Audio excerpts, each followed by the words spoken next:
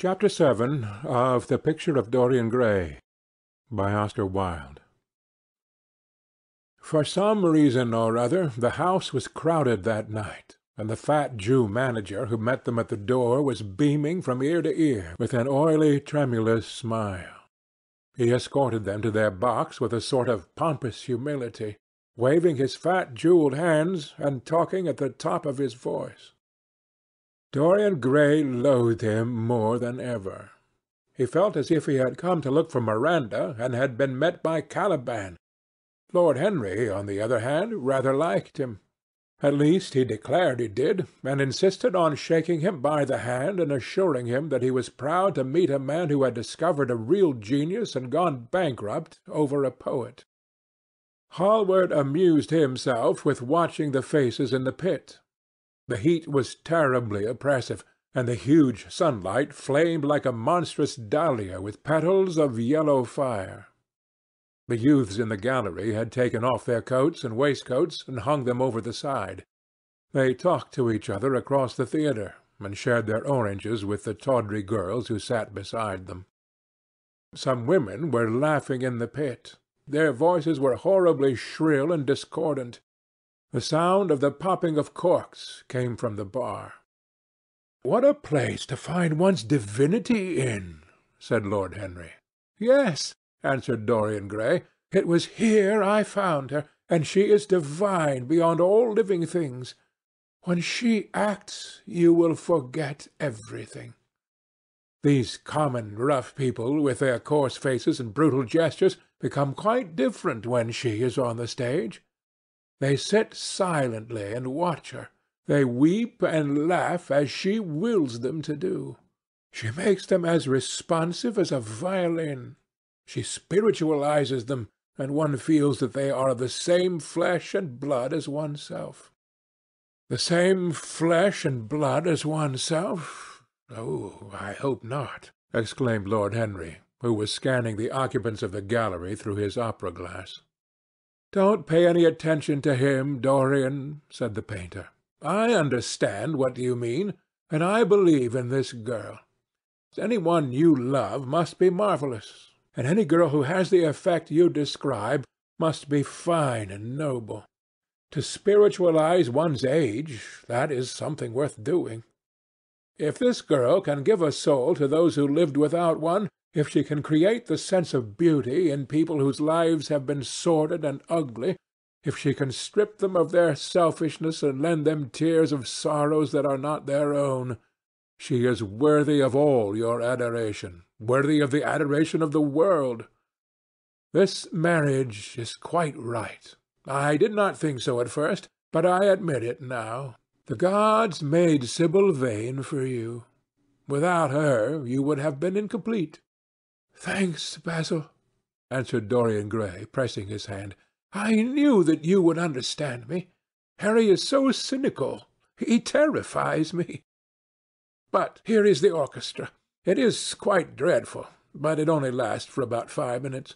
Then the curtain rises, and you will see the girl to whom I am going to give all my life, to whom I have given everything that is good in me." A quarter of an hour afterwards, amidst an extraordinary turmoil of applause, Sibyl Vane stepped onto the stage. Yes, she was certainly lovely to look at, one of the loveliest creatures, Lord Henry thought, that he had ever seen. There was something of the fawn in her shy grace and startled eyes. A faint blush, like the shadow of a rose in a mirror of silver, came to her cheeks as she glanced at the crowded, enthusiastic house. She stepped back a few paces, and her lips seemed to tremble. Basil Hallward leaped to his feet and began to applaud. Motionless, and as one in a dream, sat Dorian Gray, gazing at her. Lord Henry peered through his glasses, murmuring, "Charming, charming." The scene was the hall of Capulet's house, and Romeo, in his pilgrim's dress, had entered with Mercutio and his other friends. The band, such as it was, struck up a few bars of music, and the dance began. Through the crowd of ungainly, shabbily dressed actors, Sibyl Vane moved like a creature from a finer world. Her body swayed while she danced, as a plant sways in the water. The curves of her throat were the curves of a white lily. Her hands seemed to be made of cool ivory. Yet she was curiously listless. She showed no sign of joy when her eyes rested on Romeo. The few words she had to speak, "Good pilgrim, you do wrong your hand too much, which mannerly devotion shows in this. For saints have hands that pilgrims' hands do touch, and palm to palm is holy palmer's kiss," with the brief dialogue that follows, were spoken in a thoroughly artificial manner. The voice was exquisite. From the point of view of tone, it was absolutely false. It was wrong in colour. It took away all the life from the verse. It made the passion unreal. Dorian Gray grew pale as he watched her. He was puzzled and anxious. Neither of his friends dared to say anything to him. She seemed to them to be absolutely incompetent. They were horribly disappointed. Yet they felt that the true test of any Juliet is the balcony scene of the second act. They waited for that. If she failed there was nothing in her. She looked charming as she came out in the moonlight. That could not be denied. But the staginess of her acting was unbearable, and grew worse as she went on. Her gestures became absurdly artificial. She overemphasized everything she had to say. The beautiful passage, "Thou knowest the mask of night is on my face, else would a maiden blush bepaint my cheek for that which thou hast heard me speak to-night," was declaimed with the painful precision of a schoolgirl who has been taught to recite by some second-rate professor of elocution. When she leaned over the balcony and came to those wonderful lines, "Although I joy in thee, I have no joy of this contract to-night. It is too rash, too unadvised, too sudden, too like the lightning which doth cease to be, ere one can say, it lightens. Sweet good night. This bud of love by summer's ripening breath may prove a beauteous flower when next we meet." She spoke the words as though they conveyed no meaning to her.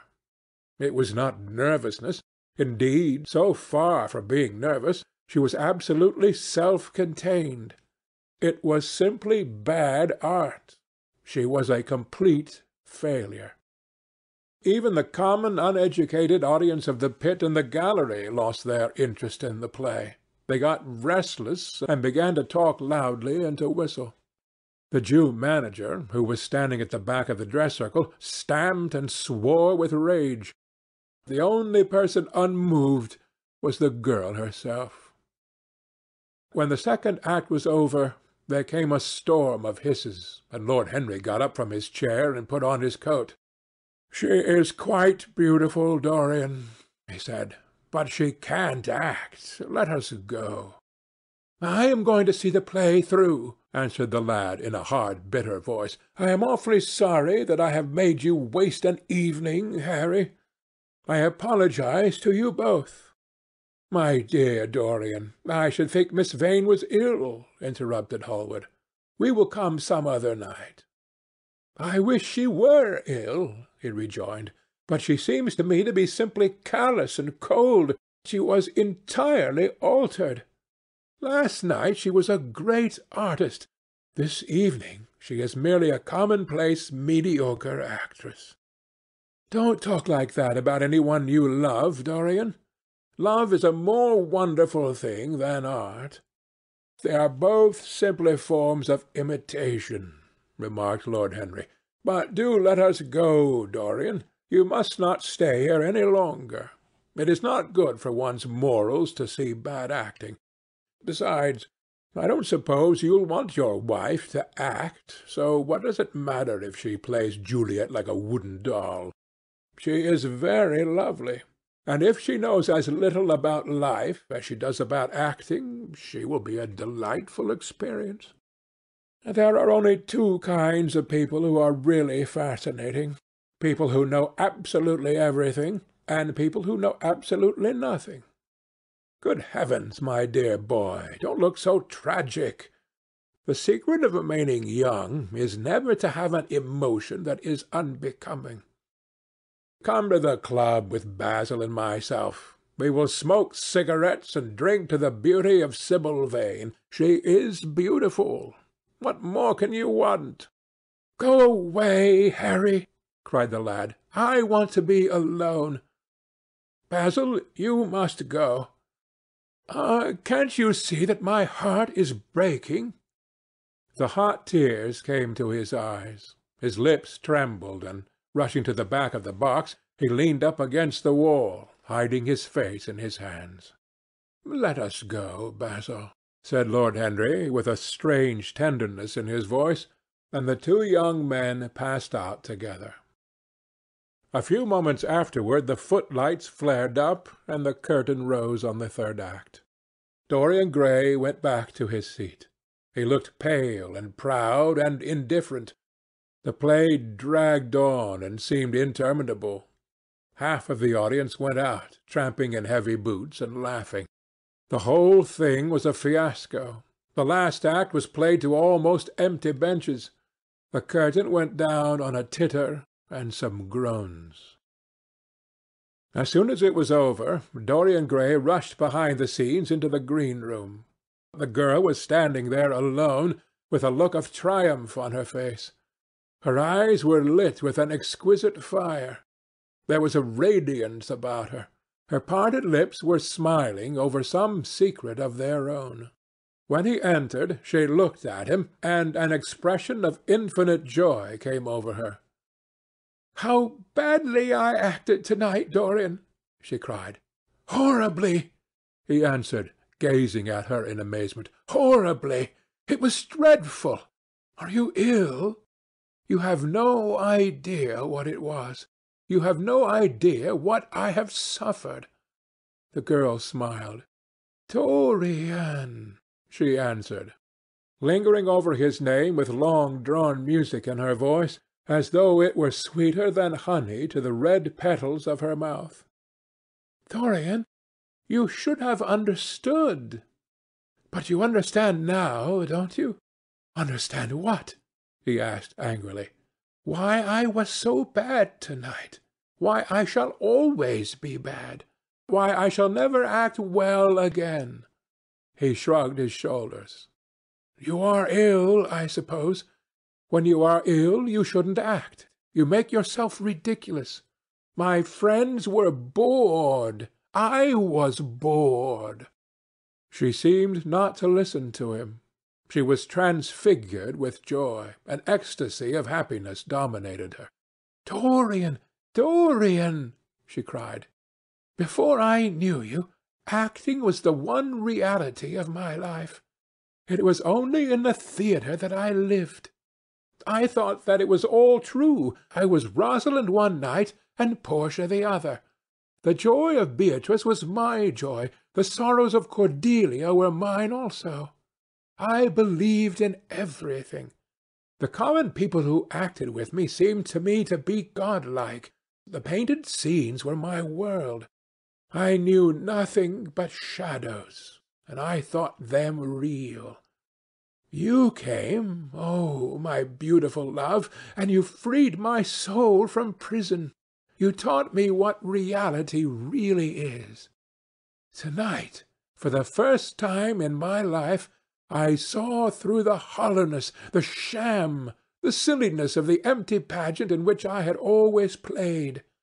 To-night, for the first time, I became conscious that the Romeo was hideous and old and painted, that the moonlight in the orchard was false, that the scenery was vulgar, and that the words I had to speak were unreal, were not my words, were not what I wanted to say.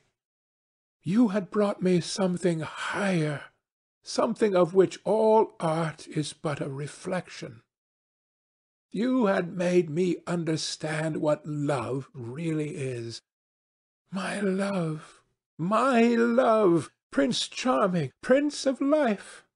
I have grown sick of shadows. You are more to me than all art can ever be. What have I to do with the puppets of a play? When I came on tonight, I could not understand how it was that everything had gone from me. I thought that I was going to be wonderful. I found that I could do nothing. Suddenly it dawned on my soul what it all meant. The knowledge was exquisite to me. I heard them hissing, and I smiled. What could they know of love such as ours? Take me away, Dorian. Take me away with you, where we can be quite alone. I hate the stage. I might mimic a passion that I do not feel, but I cannot mimic one that burns me like fire. Oh, Dorian, Dorian, you understand now what it signifies? Even if I could do it, it would be profanation for me to play at being in love. You have made me see that. He flung himself down on the sofa and turned away his face. You have killed my love, he muttered. She looked at him in wonder and laughed. He made no answer. She came across to him and, with her little fingers, stroked his hair. She knelt down and pressed his hands to her lips. He drew them away, and a shudder ran through him. Then he leaped up and went to the door. Yes, he cried, you have killed my love. You used to stir my imagination. Now you don't even stir my curiosity. You simply produce no effect. I loved you because you were marvelous, because you had genius and intellect, because you realized the dreams of great poets and gave shape and substance to the shadows of art. You have thrown it all away. You are shallow and stupid. My God, how mad I was to love you! What a fool I have been! You are nothing to me now. I will never see you again. I will never think of you. I will never mention your name. You don't know what you were to me once. Why, once... I can't bear to think of it. I wish I had never laid eyes upon you. You have spoiled the romance of my life. How little you can know of love if you say it mars your art. Without your art you are nothing. I would have made you famous, splendid, magnificent. The world would have worshipped you, and you would have borne my name. What are you now? A third-rate actress with a pretty face. The girl grew white and trembled. She clenched her hands together, and her voice seemed to catch in her throat. "You are not serious, Dorian," she murmured. You are acting." "Acting? I leave that to you. You do it so well," he answered bitterly. She rose from her knees, and with a piteous expression of pain in her face, came across the room to him. She put her hand upon his arm and looked into his eyes. He thrust her back. "Don't touch me," he cried. A low moan broke from her, and she flung herself at his feet and lay there like a trampled flower. "Dorian, Dorian, don't leave me," she whispered. "I am so sorry I didn't act well. I was thinking of you all the time. But I will try. Indeed, I will try. It came so suddenly across me, my love for you. I think I should never have known it if you had not kissed me, if we had not kissed each other. Kiss me again, my love. Don't go away from me. I couldn't bear it. Oh, don't go away from me. My brother... No, never mind. He didn't mean it. He was just in jest. But you... Oh, can't you forgive me for tonight? I will work so hard and try to improve. Don't be cruel to me. because I love you better than anything in the world. After all, it is only once that I have not pleased you. But you are quite right, Dorian. I should have shown myself more of an artist. It was foolish of me, and yet I couldn't help it. Oh, don't leave me! Don't leave me!" A fit of passionate sobbing choked her. She crouched on the floor like a wounded thing, and Dorian Gray, with his beautiful eyes, looked down at her, and his chiselled lips curled in exquisite disdain. There is always something ridiculous about the emotions of people whom one has ceased to love. Sibyl Vane seemed to him to be absurdly melodramatic. Her tears and sobs annoyed him. "I am going," he said at last in his calm, clear voice. "I don't wish to be unkind, but I can't see you again. You have disappointed me."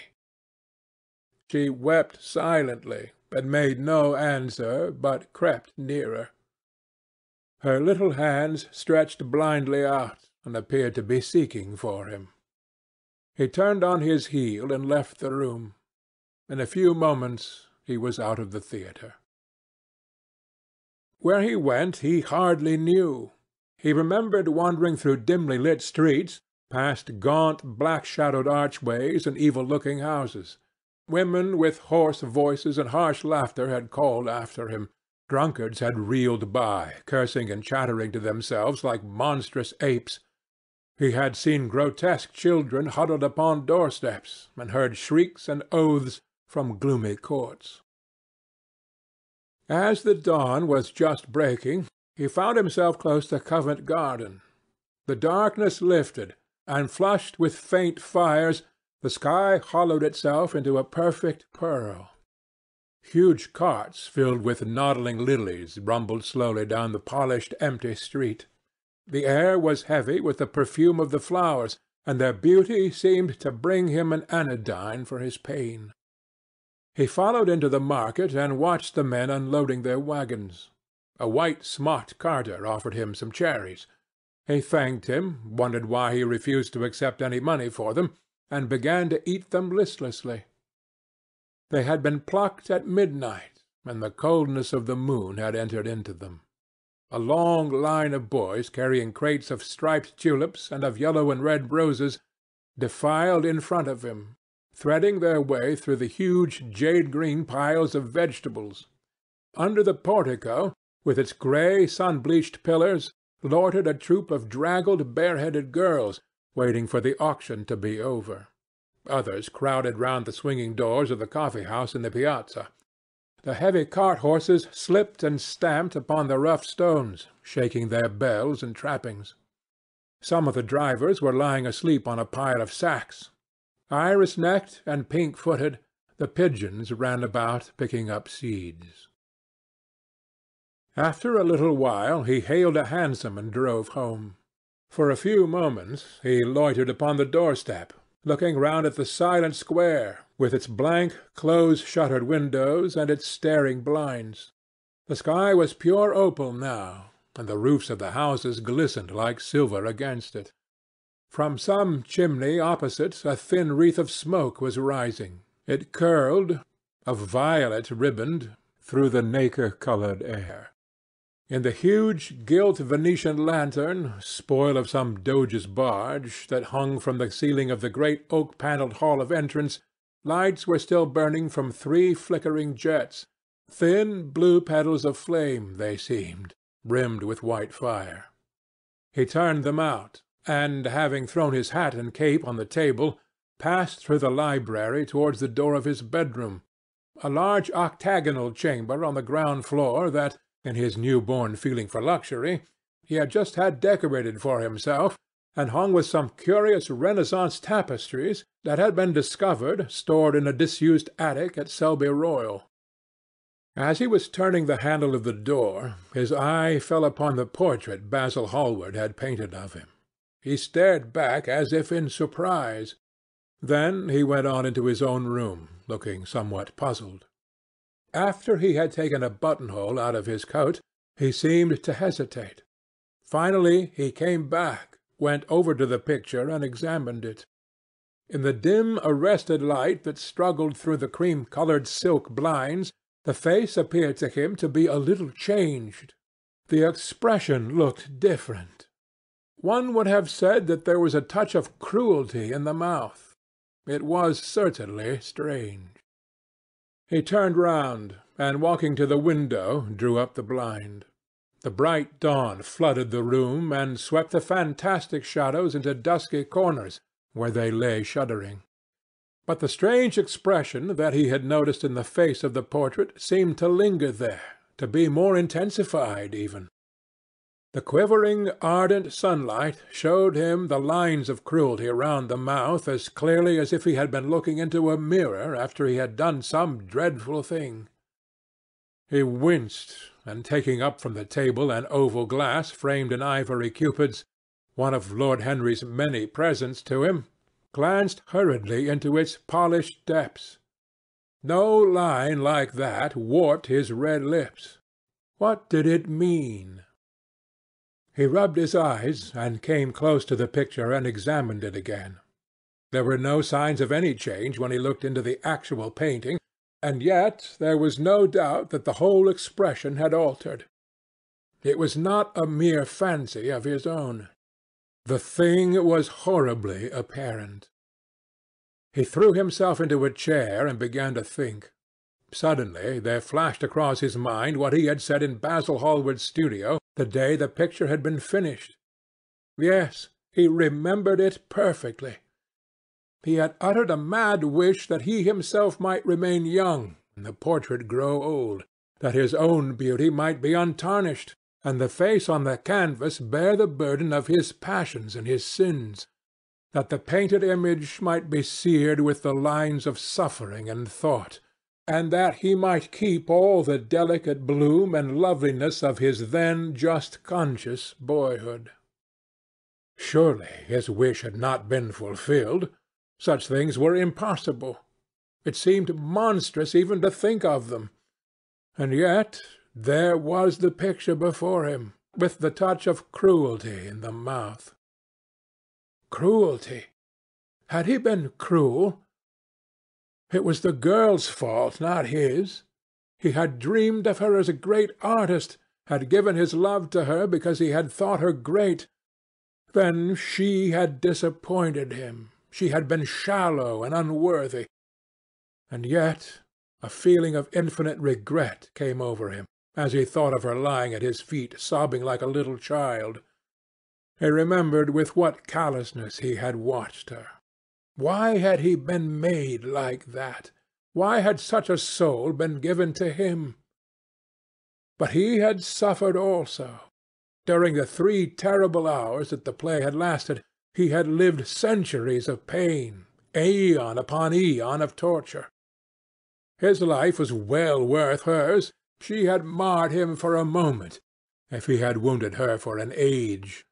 Besides, women are better suited to bear sorrow than men. They lived on their emotions. They only thought of their emotions. When they took lovers, it was merely to have someone with whom they could have scenes. Lord Henry had told him that, and Lord Henry knew what women were. Why should he trouble about Sibyl Vane? She was nothing to him now. But the picture! What was he to say of that? It held the secret of his life and told his story. It had taught him to love his own beauty. Would it teach him to loathe his own soul? Would he ever look at it again? No, it was merely an illusion wrought on the troubled senses. The horrible night that he had passed had left phantoms behind it. Suddenly there had fallen upon his brain that tiny scarlet speck that makes men mad. The picture had not changed. It was folly to think so. Yet it was watching him, with its beautiful marred face and its cruel smile. Its bright hair gleamed in the early sunlight. Its blue eyes met his own. A sense of infinite pity, not for himself, but for the painted image of himself, came over him. It had altered already, and would alter more. Its gold would wither into grey. Its red and white roses would die. For every sin that he committed, a stain would fleck and wreck its fairness. But he would not sin. The picture, changed or unchanged, would be to him the visible emblem of conscience. He would resist temptation. He would not see Lord Henry any more, would not, at any rate, listen to those subtle poisonous theories that in Basil Hallward's garden had first stirred within him the passion for impossible things. He would go back to Sibyl Vane, make her amends, marry her, try to love her again. Yes, it was his duty to do so. She must have suffered more than he had. Poor child! He had been selfish and cruel to her. The fascination that she had exercised over him would return. They would be happy together. His life with her would be beautiful and pure. He got up from his chair and drew a large screen right in front of the portrait, shuddering as he glanced at it. "How horrible!" he murmured to himself, and walked across to the window and opened it.